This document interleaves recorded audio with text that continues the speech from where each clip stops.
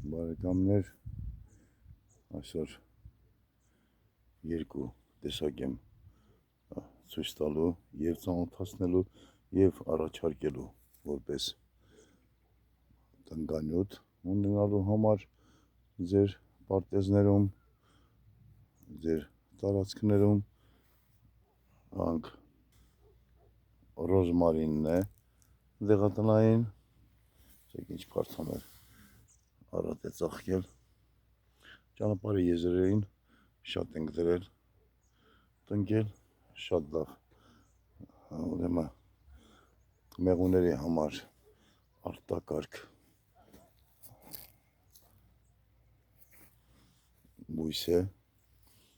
մեղրաբերյա եւ լավանդան եւ ռոզմարինը, ցույց տամ լավանդա շատ մեծ քանակություն ունենք այսպիսի մեծ բույսեր, միջակ, մանր, ցանկության դեպքում թե կցանկանաք ձեռք բերել, կարող եք զանգահարել մեզ, մենք ես համարները նաև կդնեմ հեռախոսահամարները, որոնց միջոցով կարող եք տեղեկություններ ստանալ։ Սա ռոզմարինն է։ Ռոզմարինը մշտադալար երկուսն էլ, եւ ռոզմարինը եւ լավանդան մշտադալար հատապատեսակներ են, ավելի ճիշտ ռոզմարինը թուփ է, իսկ լավանդան կիսաթուփ։ Google-ով եւ YouTube-յան տարբեր ուրեմն հաղորդումներում կարող եք իմանալ սրանց օգտակարության մասին, կիրառման ձևը, բժշկության մեջ եւ որպես սննդի հավելում,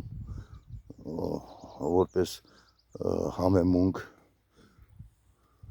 Սա այլ բույս է, սրա մասին առանձին ենք խոսելու Մահոնյան։ Հիմա այսօր ուղղակի ներկայացնենք ռոզմարինը եւ լավանդան մեծ քանակություն ունենք, ինչպես թաղարներում, այնպես էլ բացողում։ Սրա օրինակ այսպիսի միջուղը, երբ որ թրմում ես, թեյ չի կարելի անվանել, սխալ անվանում է իհարկե թեյ անվանել կամ չայ անվանել, թրմում ենք, շատ լավ, եթե վարժվում ես մի քիչ դառնահամ ունի, սա շրթնածաղկավորների ընտանիքի, երկուսն էլ շրթնածաղկավորների ընտանիքի բույսեր են, բուսատեսակներ են, ոնց որ ուրցը, բայց ավելի թունդ։ Ես թուրմը պատրաստելիս նաև օրինակ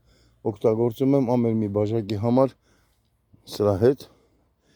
ամեն մի բաժակի հետ մեկ դափնու տերև, շատ հետաքրքիր համ է ստացվում, բավականին հետաքրքիր համ է, իսկ տնկանյութ շատ ունենք, կարող են ձեռք բերել, առանձնապես ես խորհուրդ կտայի մեղվապահներին, մեծ մեղվանոցներում մնամուտ որ սրանք երկու անգամ են ծաղկում, օրինակ ռոզմարինը երկու ամբողջ փետրվարը ծաղկել է, փետրվարի վերջից մինչև մարտ, հիմա էլ ապրիլն է, հələ քանի օր ծաղկած կմնա եւ ընթացքում էլի է ծաղկելու։ Ասպես